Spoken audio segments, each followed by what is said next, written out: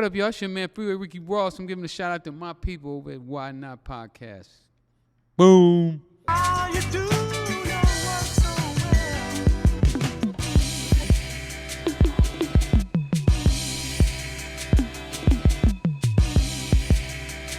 You've been working so hard. Hey, what's going on, man? This is your host with the most, Mr. Bro Rogan, and I'm here at the Why Not Podcast, man. And today, man, we got a special guest. Nah, I don't even want to say special because special is kind of downplaying it, man, because my guest right now is more than special. My guest is not only a legend in the city of Los Angeles, but he's a legend in the whole community, in our community when I say that. And today, I have Mr. Freeway Rick Ross. Let's go. Hey.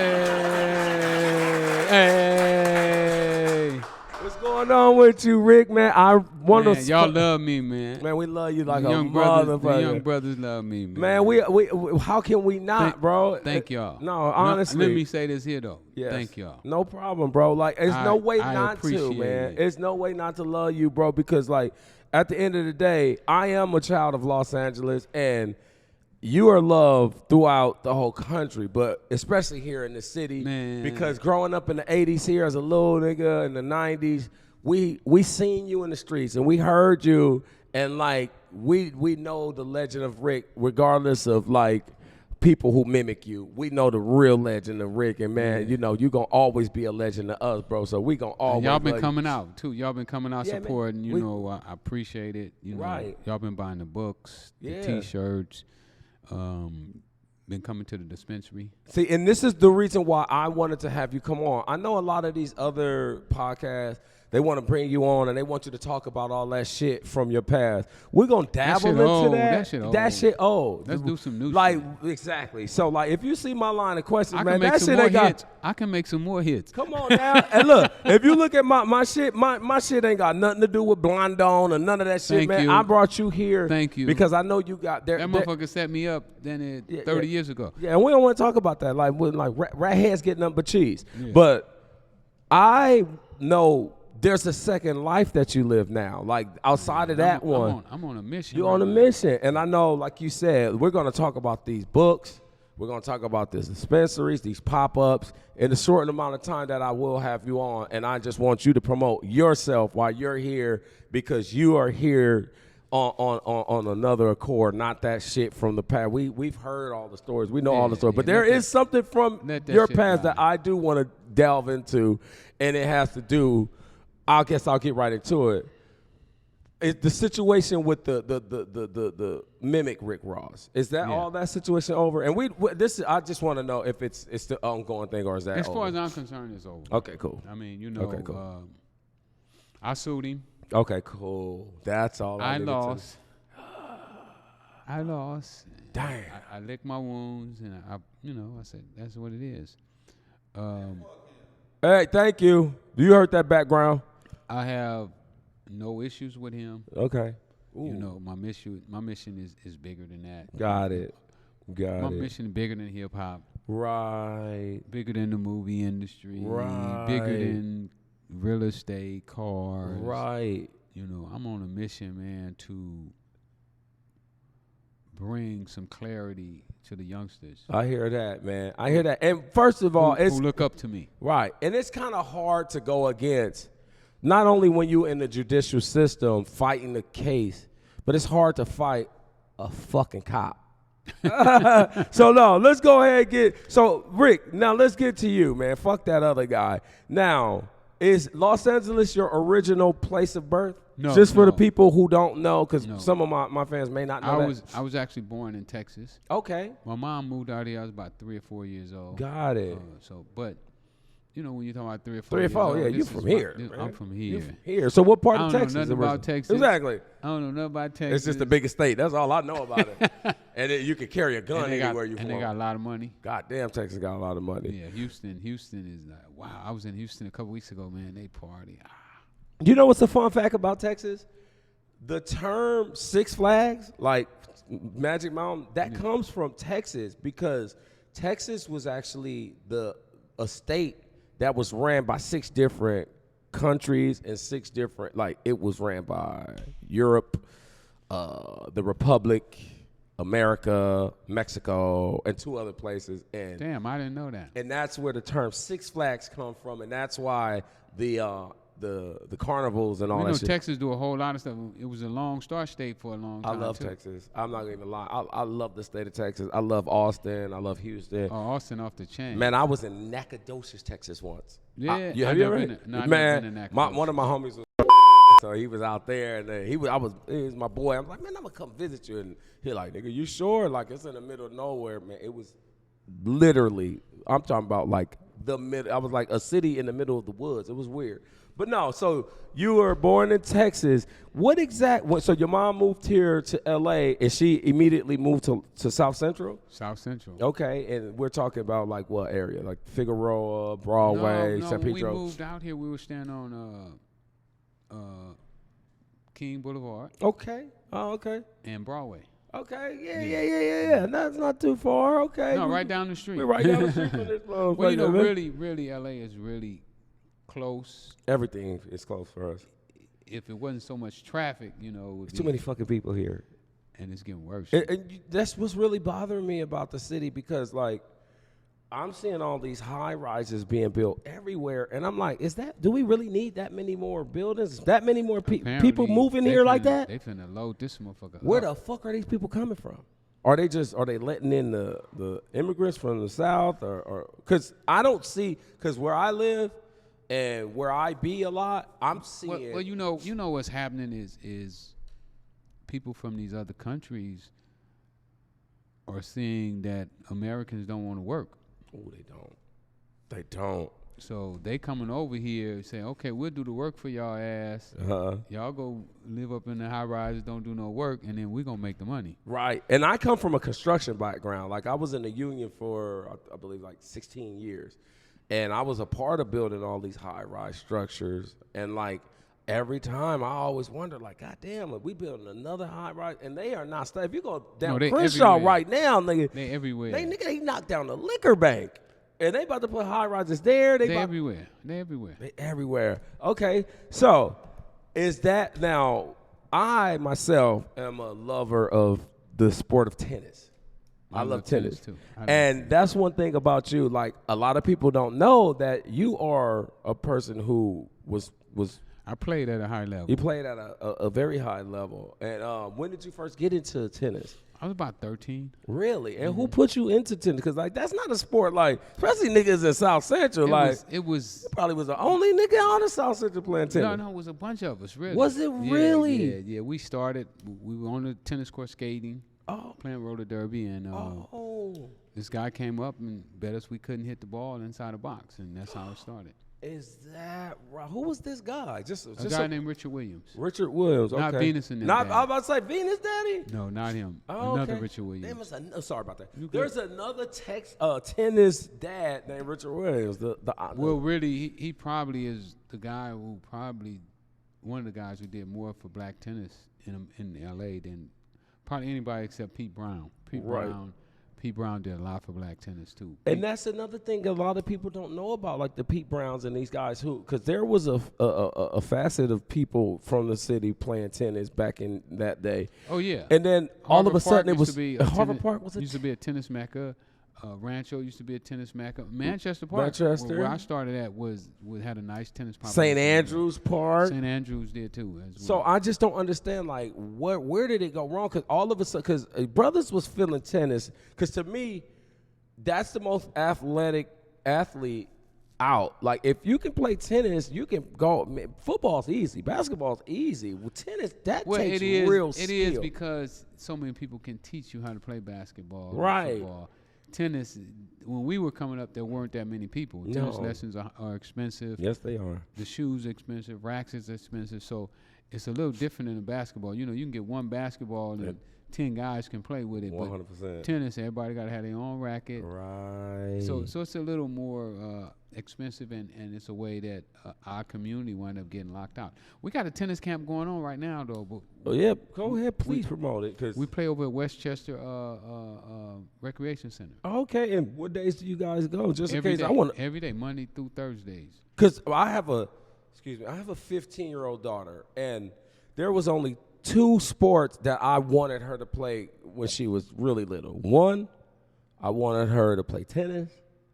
Two, I wanted her to become a swimmer. Just because, like, a lot of us don't know how to swim. And one person told me one time when I told him I couldn't swim, he said, the world is consistent of 78% water. Why the fuck won't you learn how to swim if the world is surrounded by water? And that stuck with me because I'm like, that's true. Like, how are we surrounded by water and I never learned how to swim? So I refuse to let that happen with my kid. Man, I threw her in the pool she was doing mommy and me about 6 months. And now she's a swimmer. Like, but I wanted her to get into tennis. She never got into it. I tried to get her to get into soccer, and it's just something she didn't want to do, but I was really wanted it. Like, I even hired one of my buddies who's a tennis instructor, come by, hit My some babies ball. play. I got an 11-year-old is really a phenomenal player. She's struggling with it right now, though, if she wants to quit or not. You know, so I'm trying to keep her in. But yeah, tennis is a great game. It's a great game, man, and it's just a lot of the guys when I mentioned that, I was like, yeah, Rick was part of it, and they like, what? Rick played tennis, and they like. So I had to bring that up. I'm glad you clarified that with me. Yeah. Another thing I wanted to bring up because we do music here. We do hip hop music. We do rock. We have my partner over there in the corner. He has his own streaming site called Vibe Streams. So we are really, and I've been a fan of music ever since I was a kid. You know, you got aunties listening to stuff. And one of the artists who I really fell in love with was Anita Baker. Now, from what I heard, I don't know. I got to hear from you. But like, were you the guy that financed her career? Or how does that story go? Yeah. Well, you know, a guy named Otis Smith is the one who found her. Okay. And I used to play tennis with Otis's son. Got it. So one day we were out at a park, and I hadn't seen Otis in maybe since I was like 16. Okay. Now I'm like 21, 22. With some paper. Yeah, some real paper. Yeah, so I went to a tennis match, and I saw his son, who I used to play with, and they got into a fight. His son played at UCLA, and he got into a fight with some guys at Stanford, and I jumped in and helped him out, you know, so they didn't get beat up. Like a real one, yeah. He was the only black on UCLA team, so I knew his tennis team wasn't going to help him. And the whole Stanford team was backing their guy, who was, you know, all-white team. So I stepped in and gave him some assistance. Go ahead. And after that, he told me, because all the time that I was, helping his son, now I knew he had a Rolls-Royce convertible and all that, but I never asked what kind of work he did. But after that day, that happened, I guess he felt that I was mature enough to learn about the music business, and he told me that he was doing music.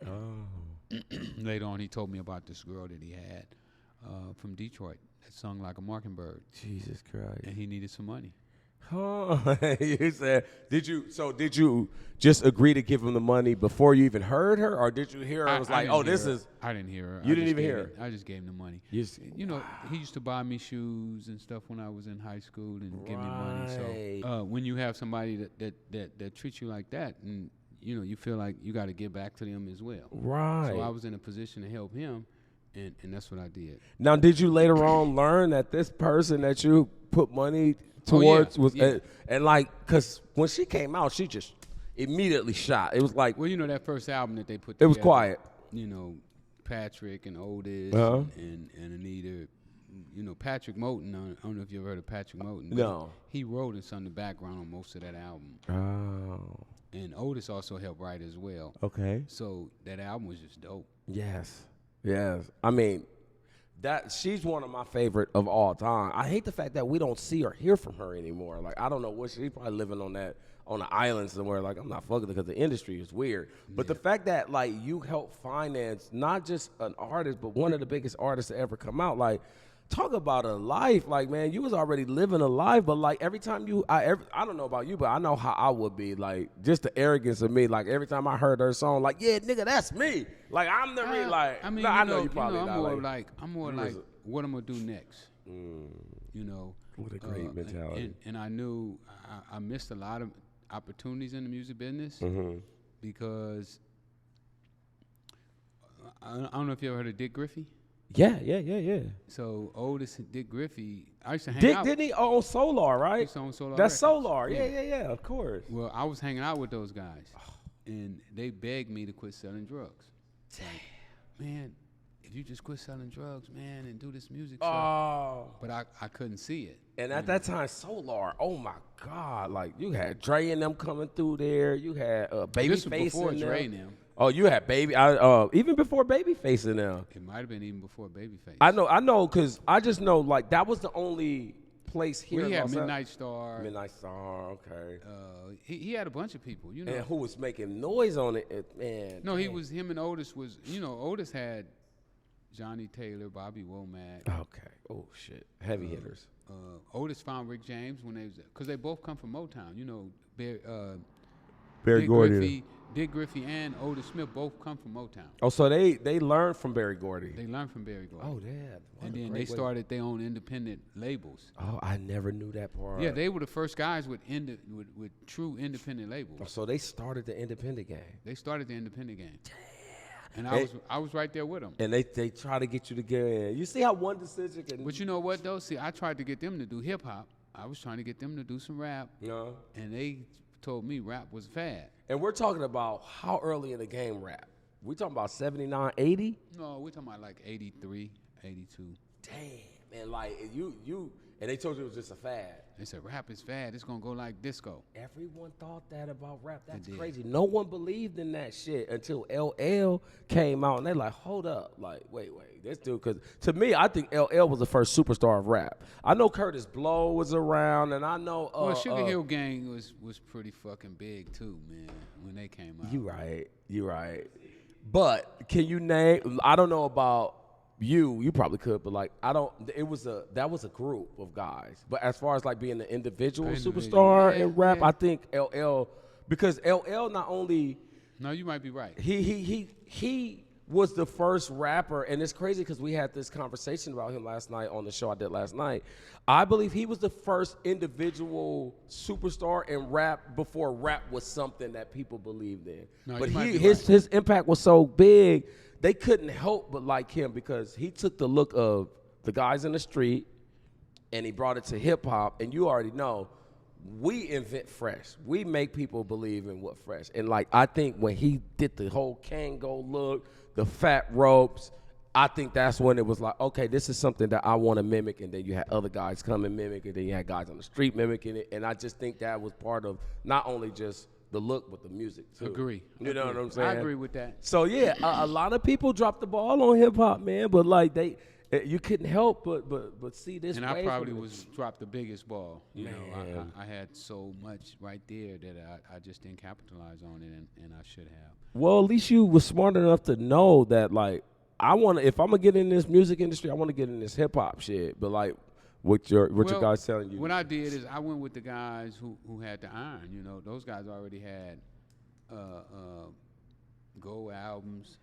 You know, when you go in their offices, they had Go albums hanging in there. Right. And I felt that, you know, when you go to the best, you gotta listen to what they say. 100%. Like you can't go into a situation when they already accomplished it, and you trying to accomplish something, and you telling them, "No, that ain't the way to go." Like it's hard to do that. That's like somebody in sports trying to tell a champion how he should practice. It's like, bro, you haven't even made an All-Star. How the fuck you gonna tell me that? But like, no, that's tight, man. Now I do have questions. Like I let my guys put a few questions that they may want to ask. Now, and this is one, because he asked me, I want to know, how long have you had a beard? And that was a question my guy asked me, and this, I'm not trying to be funny, but it's like, that's like the staple. Like, if you had a trademark, I think it would be a silhouette of a face with a beard. Yeah, they do. And I told him, I've never seen you without one. I don't like wearing it without. You know, when it first started growing, I was in high school, probably like 18. Okay. And I didn't want it at first. You couldn't help it. you know, if you cut it off, it started bumping up. Right. You know, I don't want the bumps. So. I was one of those dudes too. When I was in, I had a mustache before everybody, man. Yeah, I was hot at first. I'm like, God damn, all the homies, but then the broads started saying they liked it, and I was like, hey, you know, we like whatever the bitches like. Ain't no question. Hey, no, that was just one thing. Another question we have from one of the guys. If you had to pick which decade was the best, the 70s, the 80s, the 90s, the 2000s. Man, life has just been like lovely.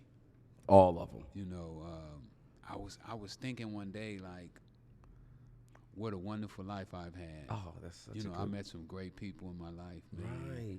And I mean, that's really what life is all about. It like, is. How many wonderful people, how many wonderful experiences do you get to have? And you know, experience don't mean that it's always something positive. Right. You know, something good. Right. You know, because even my time in jail was an experience. Right. You know, that I had to go through. And you taught yourself law there, like you How were to read. Yeah. It's like lifting weights. You know, when you lifting weights, it's tough, but then once you're done, you're like, I'm pumped. Exactly. So I look at jail that way. You know, like, okay, I went through that, but that was still a great experience. You know, it was an experience that a lot of people may not get to experience. You know. Yeah, and I recommend they don't because my God, jail, I do too. Oh shit, that's somewhere I don't want. I don't do. even want to go back. I'll tell you that much. But you still have to cherish the time that you did. 100%, because you have no choice. It's like when they sit you down and they tell you got this time, it's like, nigga, you're not gonna break out this motherfucker. Or you can sit there and you can cry and mope. No, and why do that? Why do that? That's a great way of. So to answer that question, every decade is the best to you. Every moment that we had on this precious earth. See, you know, that's the type of answer I love. Like, come on now, like, and that's why I don't go around with I don't change because you don't. It's just so wonderful out here. You Right. know, to be able to live and watch and see, you know, all the wonderful things that's going on in the world. And man. that's great too, because like I am the type of person, the minute I wake up in the morning, I can fucking sing a song. I'm chipper the second I wake up because I appreciate really waking up. And like my daughter, her mom, they are the total opposite. They're like, man, enough of that singing. Like, let me get some time. But that's the reason why I'm like that, because like I know how many people don't get to enjoy this, the simple shit. Just waking up is something we take for granted, and some people really people don't just do in it. the hospital fucked up. Some people are really sick, fucked you know? up, bro. And it's like, man, it's just like you gotta appreciate. So the you can't feel small sorry shit. for yourself, you know. I could never. No, I could never. Especially if you got all your limbs, Right, And I you're got in all your my right extremities, mind, right, yeah. You're in your right mind. It's like, wow, It could be a lot worse. That's all. how blessed I am. Right? That's what I tell myself all the time. It could be a lot worse, and that's the same energy you. So let's go ahead and talk about like some of the stuff that you have. You have pop-ups, you have books. Let's get into the book first. All right. Okay, so you want to go ahead for great any book. any Great of book. my fans or any of my subscribers that don't know, can you go ahead and give the name of the book and where they can purchase it? The book is FreeWayRickyRoss.com. That's my autobiography. Okay. I wrote that book when I was in prison. Yep. I didn't know if I was ever gonna get out. So I was sitting there one day and I was like, wow, what can you do for the young brothers? Man, dude did it. And then it say, tell them about your adventures. Go ahead. And with those adventures, they can make some decisions. Mm-hmm. That's true. So I wanted that book to read as if a young person was opening it up that was thinking about getting into the dope game. Uh-huh. And now they could read this book and know exactly What goes on with what it. goes on with Right. it. What more than likely what your outcome is going to be. There's only two. I don't know any other. I've never in my life met one that ended and like retired from drugs. Like, who the fuck does that? Not too many. I don't know any. Not too many. I know a couple. You know, a that couple. did. Probably people who done took the money, invested in other shit. But I'm talking about the ones who like, nigga, Really, I'm on the block. really every day. wise. Because you know, it all boils down to, I was sitting in prison and guys was coming up to me and said, "Man, Mick, I couldn't make no money. I was a diligently drug dealer, but I couldn't make no money." And what I understood is that the reason that they didn't make money is because they didn't study the game. Got it. You right. See, you don't make money in anything unless you are smart at it. You right. You right. Damn, I never thought of it like that. So That's if it's so something true. that you plan on doing, you gotta work to get smarter. Like right now with the wheat business, I'm gonna make a shitload of money because I done put 9 years in this shit. Man, studying, not getting paid. Yes. Barely making it, and once you get the knowledge of the business, then the money starts to come. Exactly. I'm kind of in that same situation right now with my studio and my podcast. I studied podcasts. I have been listening to these things for years before I decided to do my own, because I know a lot of people feel like I'm going to start a podcast and I'm going to start making it. Doesn't work like that. But I knew that coming into it. Yeah. And I said, I used to do it out of my girl's salon, which we are we talked about. No, we're going to go there and do a pop-up. 100%. I'm going to go there and sign some books. So it's Goose Salon right here. That's the logo. Goose Salon on Fairfax. Goose Salon? Yeah, 459.5 or 653. Fairfax, that's over it's there. Fairfax That's and over there in the Rosewood. high- It's right that's over next there to in the Dave's. high dollar area. Hey, it's a high dollar. The first time I met you right in front. It was actually. I used to be over there with They used to be over there. with hundreds. I think the clothing line of Yeah, hundreds. we're right next to it. Oh, hundreds is still over there. That's my guy. He was. That's where I met him from. The hundreds. My girl is Fairfax and Rosewood, right where that alley is, right across from.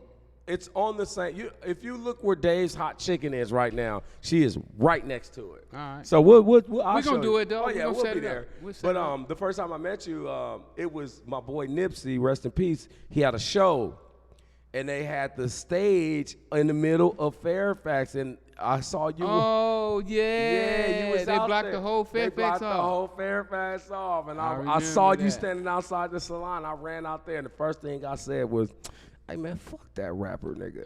And like you was dying laughing. I was like, and we got to talking. I can't remember who you was with. You was like with your nephew or Paul. something. I was with Paul You was- Stewart. Okay, that's who you were with. I was And with you were Paul talking Stewart. about, and I was like, "Hey man, my wife's salon right here, man. If you ever want to do a pop-up." He's like, "Oh, absolutely." We exchanged numbers. I don't even know if I still have the same number, but this is how life works. Here we are, a 360 degree, and like Yes. we're back here, and we're still talking about doing that pop up. So I can't wait till we do it. And like I said, you're welcome to do it here as well. Like, cause pop ups are different areas. So just know you got that, you got this, you got like anything you want to come promote, man. Our doors are always open, bro. appreciate it. On the real.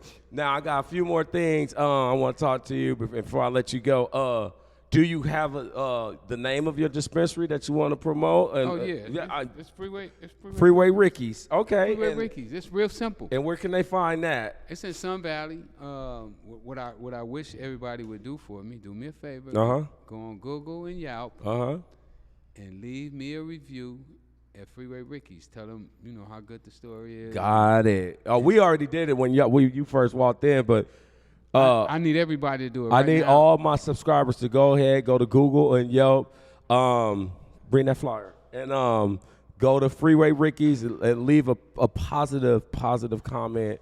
And this is also the flyer right here, guys, for an event that's coming up. It's a happy 420, 50% off the entire store. This is it right here. We're looking at. Get a picture with Rick. Yeah, get a picture with Rick, man. We're talking 9074 DeGarmo Avenue, Sun Valley, California, 91352. Make sure y'all pull up, purchase something, get a picture with Rick, man, and make a day out of it, man. Yeah. So, man, I'm really glad you are able to come here, brother. I know you are a busy man, and I just wanted to get you in here to help you promote some stuff. You help promote me. We're gonna do that. Okay, and man. I'm gonna come down to the wife, and we're gonna do the book signing here too. Come on, man. And I want you to come out to the store. I want to do a pop up. We do a clothing line pop up. Maybe we get about 5 or 6 brands, and they come out, and we do like a barbecue. We do a lot of barbecuing, and I don't eat meat, but my guys do. So they be out there barbecuing. Man, I'm a meat chewer. Pause. The food trucks are starting to come out now. Okay. For 420, I think they're gonna be like 3 food trucks out there.